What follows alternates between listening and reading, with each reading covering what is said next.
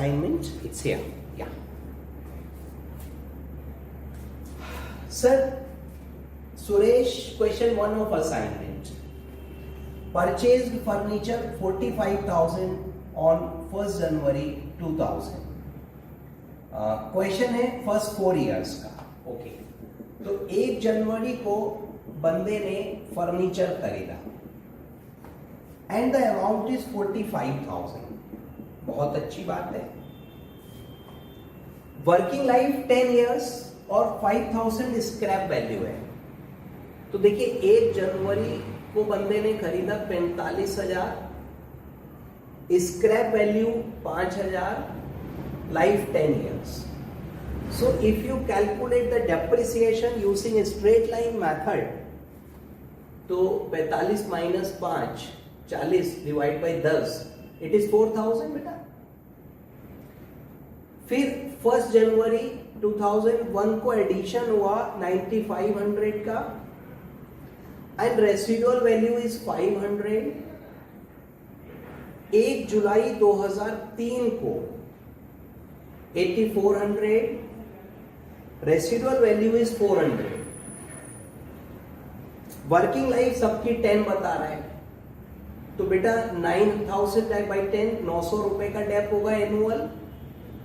और इसका बताओ 8,000 डिवाइड बाई 10, 800 रुपए होगा. राइट. सो 31 दिसंबर 2000 को डेप्रिसिएशन लगाएंगे. सर इस मशीन पे लगाएंगे, फर्नीचर पे लगाएंगे बेटा 4,000 का,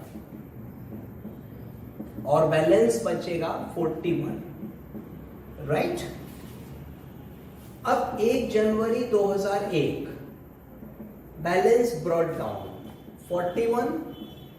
1 जनवरी 1 को और खरीदी टू बैंक 95. 31 December 01 depreciation. तो देखो पहली वाली मशीन पे 4,000, फर्नीचर है, मशीन है, वॉट एवर, इस पे 4,000 लग रहा है बेटा, और इस पे 900 रुपए लग रहा है. I just calculated those things in the working note. बाकी बैलेंस सीडी. तो भाई कैलकुलेटर देवता से पूछना पड़ेगा, और वो बताते हैं कि आप इसको, अरे यार 41,000 plus 9,500 minus 4,900, so it is 45,600. ओहो बड़ा मुश्किल है ये तो. Now 3rd year. Sir 2002 balance BD 45,600 to bank. Sorry, there is no to bank. 31 दिसंबर को बेटा डेप्रिशिएट करेंगे एंड इट सीम्स कि कितना लगाएंगे बताइए. सर 2002. यार क्या हो गया सर, थक गया मेरे को लगता है. तो बेटा 4,000 इस पे लगेगा, 900 इस पे लगेगा, और तो खरीदी नहीं है हमने, तो 4,900 लगेगा भैया. इस साल में कोई मशीन नहीं खरीदी गई, कोई फर्नीचर नहीं खरीदा गया, तो माइनस 4,900, इट इज 40,700. अब 1 जनवरी 3 बैलेंस 40,700. और बताओ सर, और हमने खरीदी है 8,400 की 1 जुलाई को. 8,400. Right. Now charge your depreciation. तो देखो 4,000 उस पे लग रहा है, 900 इस पे लग रहा, और इस वाली मशीन पे कितना लगाओगे 400. ये तो फुल ईयर का है ना, तो 4,900 400 5,300 पे आ. और बाकी क्या करेंगे, बैलेंस सीडी, और भैया इसको जोड़िए 84 माइनस 53 43,800. सॉरी, टैली हो गया जी. तो ये था क्वेश्चन नंबर 1. सर कोई अभी भी कंफ्यूजन हो तो बताइएगा. मेरे को लगता है कि यार ठीक है, आराम से हो गया. चलिए, now we will move to question number 3. So question 3 में प्रोविजन फॉर डेप्रिसिएशन अकाउंट उन्होंने पूछा है। तो देखो बेटा, डेप्रिसिएशन जब हम लगाते हैं तो हम एंट्री करते हैं depreciation account debit to asset, but हम उसको depreciation account debit to provision for depreciation भी कर सकते हैं। Depreciation account debit to asset के स्थान पर प्रोविजन फॉर डेप भी हो सकता है। ये अनदर मेथड है एंट्रीज करने का। तो इस मेथड में डेप्रिसिएशन को एसेट में ना क्रेडिट करके एक सेपरेट अकाउंट में क्रेडिट करते हैं, और जब एसेट कभी बिक जाती है, खराब हो जाती है, जल जाती है, फूक जाती है, व्हाटएवर, तो बेटा प्रोविजन में से प्रोविजन हटा देते हैं, एसेट में से कॉस्ट हटा देते हैं, तो सेपरेट अकाउंट बनाते हैं।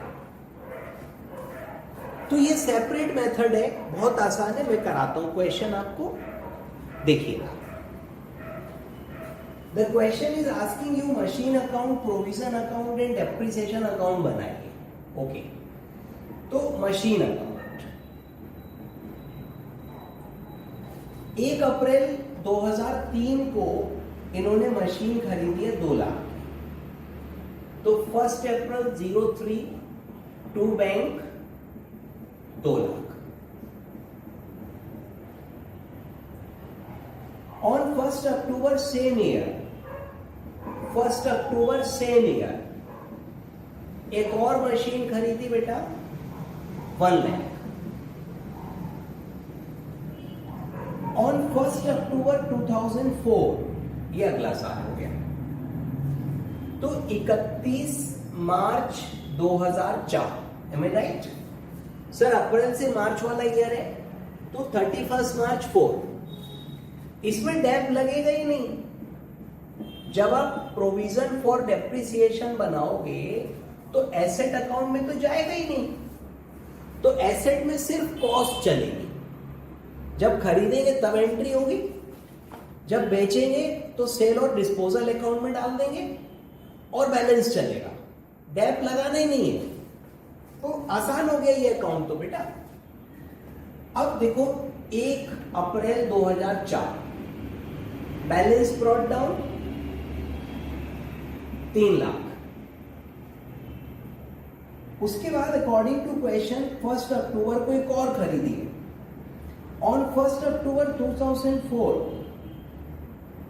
द मशीन परचेज्ड ऑन 1 अप्रैल 2003 ये वाली, यहां having become obsolete was sold। तो 1 अक्टूबर को मशीन बेची, दोबारा पढ़िए इस लाइन को।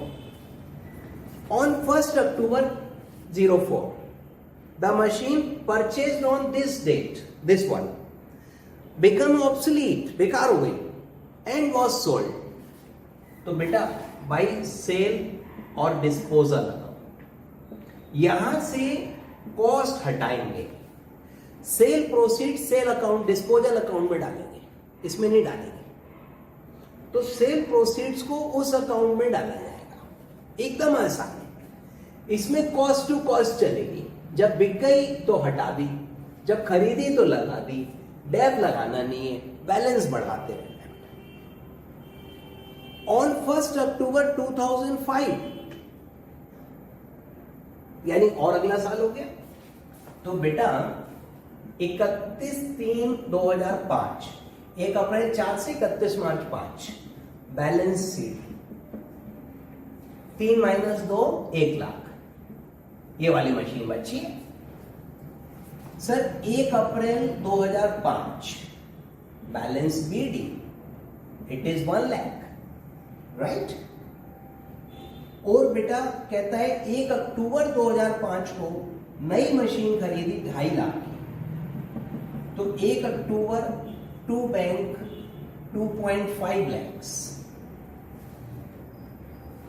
जबकि मशीन जो 1 अक्टूबर 3 को खरीदी थी, दिस वन, ये फिर बेची ऑन सेम डे, तो 1 अक्टूबर 5 सेल ऑब्लिक डिस्पोजल अकाउंट, और बेटा ये वाली फिर से पढ़, 1 अक्टूबर 2003 वाली मशीन बेची है 85,000 में। फिलहाल यहां से 1 लाख निकलेगा, जो कॉस्ट होगी वो सेल और डिस्पोजल में डाल देंगे, तो ये भी गई। डेप्रिसिएशन इस अकाउंट में लगेगा नहीं, तो बेटा मशीन अकाउंट बन गया और बैलेंस कैरिड डाउन 2.5 लाख। ये कॉस्ट पे चलता है, जब प्रोविजन बनाते तो कॉस्ट पे चलाते बेटा, एकदम आसान है, कोई प्रॉब्लम नहीं है, मैं समझता हूं इसमें। So this method is a different and better method rather I should say. अब देखिए प्रोविजन फॉर डेप्रिसिएशन, तो बेटा 20% लगाना है, 10 लगाना है। The firm provide depreciation machine 10% original cost 31 March every year. Okay, तो हमको 10% लगाना है, कॉस्ट पे लगाना है, और पर एनम तो देखो है ही, लिखा है तो ठीक, नहीं लिखा है तो मैं मान के चलूंगा। तो 10% डेप्रिसिएशन लगेगा। ओके, तो अगर फर्स्ट ईयर का डेप मैं आपसे पूछूं तो 31 मार्च 2003 2004। सर 1 अप्रैल 3 को खरीदी, तो ईयर 31 मार्च 4 को बंद होगा, तो 31 मार्च 4 को डेप लगेगा, और यहां आएगा बाई डेप्रिसिएशन अकाउंट। एंट्री होगी डेप्रिसिएशन डेबिट टू प्रोविजन, तो प्रोविजन में क्रेडिट में आएगा। डेप निकाल लोगे बेटा, 10% कैलकुलेशन। तो देखो इस मशीन पे तो पूरा हो गया 20,000, और इस वाली पे 5,000। क्यों?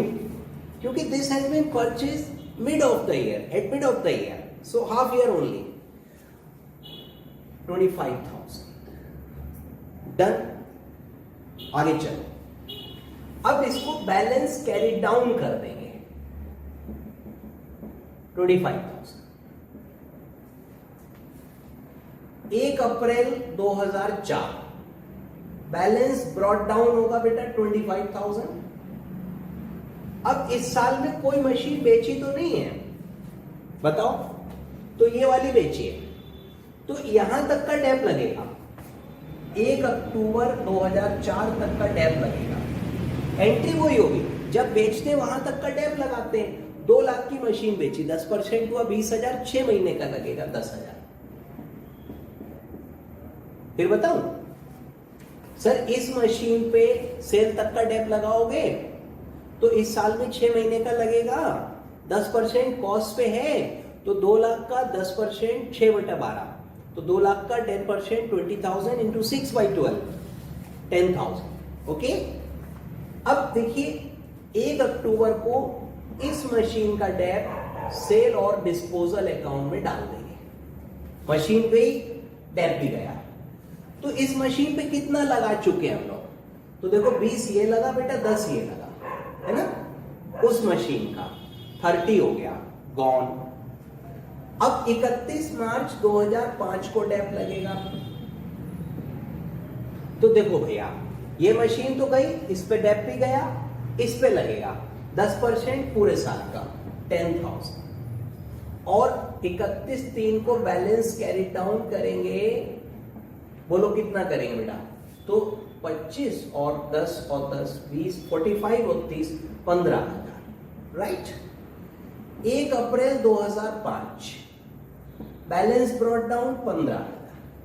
अब हमने फिर बेची तो 31/3/2000 सॉरी सेल की डेट पे लगाएंगे 1 अक्टूबर 2005 डेप्रिसिएशन। बेटे 10,000 का आधा 5,000, 6 महीने का वही पुरानी कहानी।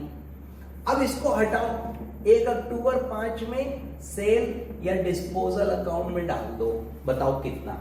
सर ये दूसरी वाली मशीन बेची है, तो 5,000 इस पे लगाया, फिर 10 ये लगा, कितना हो गया 15, फिर 5 और लगा 20, इसका डेप 20 है, तो ये 20 गया।